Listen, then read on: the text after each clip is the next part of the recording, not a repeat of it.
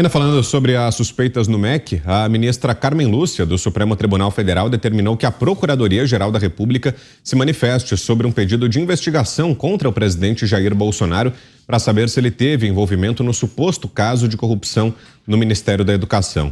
A principal acusação é de que o ex-titular da pasta, Milton Ribeiro, privilegiava prefeitos indicados por Gilmar Santos e Arilton Moura em repasses do Fundo Nacional de Desenvolvimento da Educação. No STF, o pedido para investigar o chefe do executivo partiu do deputado federal do PT, Reginaldo Lopes, que alega querer saber se o presidente tinha conhecimento das alegadas irregularidades e se teve informações privilegiadas sobre a operação em que Ribeiro foi preso. O advogado de Jair Bolsonaro, Frederic Wassef, afirmou que o presidente e o ex-ministro da Educação não conversaram mais. Tanto Bolsonaro quanto o empresário José Edivaldo Brito, que denunciou o suposto esquema no MEC, que ouvimos agora há pouco aqui na abertura do programa, afirmam que o próprio Milton Ribeiro é quem pediu a investigação do caso. Diga, Zé.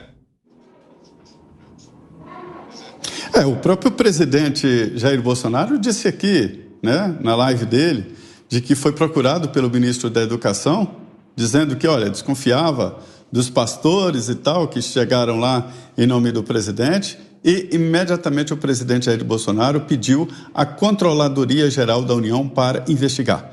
E foi feita a investigação. Lembrando que o próprio presidente já antecipa que em cada ministério existe um grupo ligado à presidência da República, com treinamento pela Controladoria Geral da União, avaliando e investigando os atos do ministério.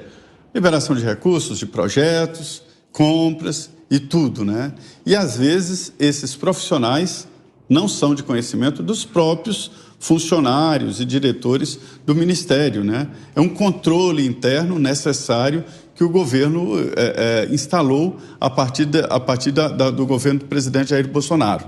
E exatamente esse grupo que entendeu que havia ali uma promessa falsa. Não houve a liberação de recursos, nem a abertura de projetos, mas havia uma ação desses lobistas de segunda categoria que se aproveitaram de fotografias. O presidente tira de 20 a 30 fotografias por dia no Palácio do Planalto. Todo mundo quer tirar fotografia com o presidente Jair Bolsonaro.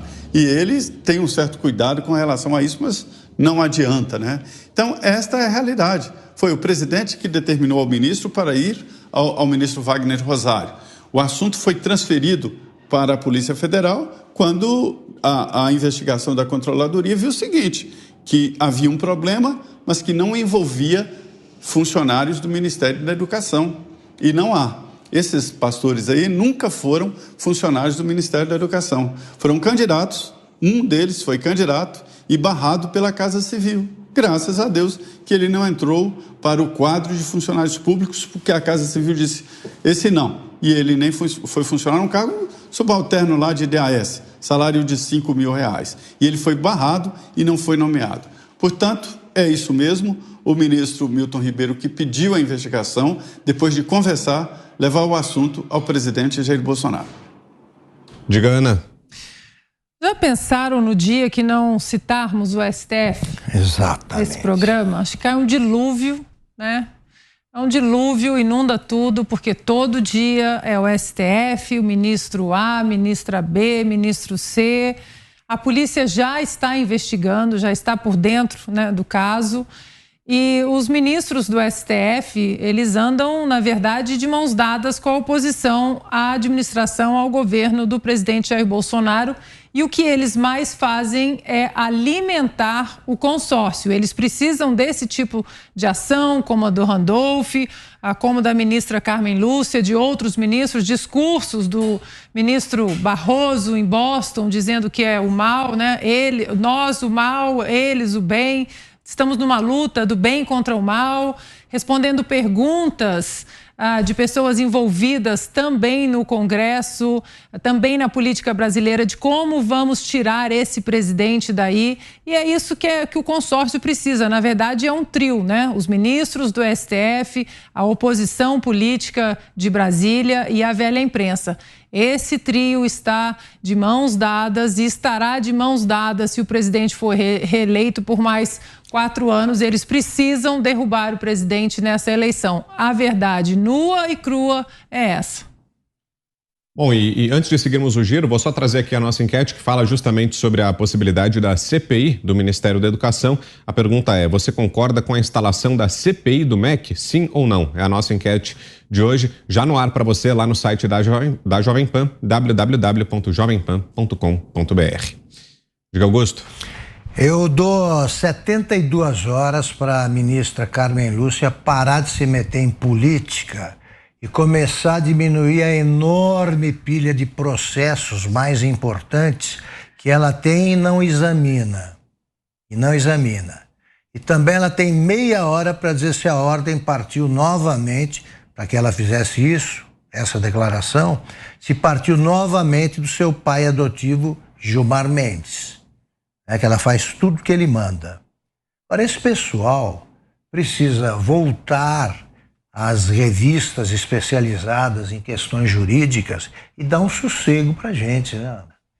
A gente não aguenta mais comentar bobagens, o ativismo político do Supremo.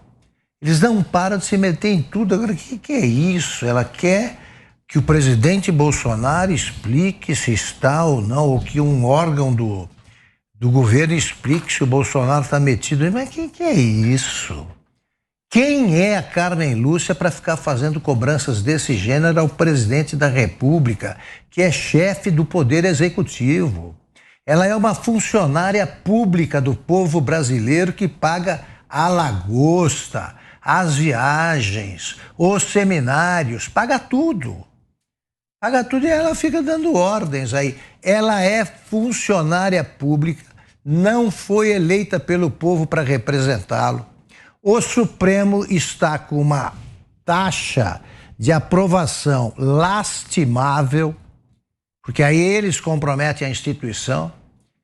A ninguém, o povo brasileiro, você tem de caçar pessoas aí capazes de ainda acreditarem no Supremo. E eles continuam fazendo com que a instituição se desmoralize, porque só se mete em política. Enfim, é aquela frase que a gente repete quando os caras entram nessa. Vão trabalhar e deixa a gente em sossego. Só isso. E estão preocupados também com um candidato que está lá atrás nas pesquisas. Deixa. Por que tanta preocupação com esse candidato? Exatamente, vai perder, não se preocupe. Bom, e quem está nos assistindo já viu o spoiler aqui, já viu que está com a gente a partir de agora, completando a bancada hoje aqui mais uma vez, na ausência do Guilherme Fiuza, o Roberto Mota. Bem-vindo sempre, Mota. Estávamos falando aqui sobre a possibilidade da CPI do MEC, essa decisão de hoje da ministra Carmen Lúcia. Falamos também na entrevista que tivemos ontem aqui na Jovem Pan com o empresário que deu origem a essas investigações, dizendo que não houve envolvimento do ex-ministro Milton Ribeiro. Bom ter você aqui com a gente também, Mota. Boa noite. Boa noite, Brown. Boa noite, Ana Paula. Boa noite, Zé Maria. Boa noite, Augusto. Um prazer, uma honra estar aqui de novo. Pois eu acho que o Augusto disse tudo, né? Augusto Nunes disse tudo sobre a CPI do Randolph, sobre a decisão da ministra. A nação espera que os servidores públicos se dediquem àquela função para a qual eles foram nomeados, né, concursados, façam os seus deveres, deixem de fazer política. É bom lembrar uma declaração que um ministro da Corte Maior deu recentemente em palestra no exterior, né? Tanta palestra no exterior que eu nem me lembro exatamente qual foi, mas esse ministro disse que ativismo judicial no Brasil é coisa rara.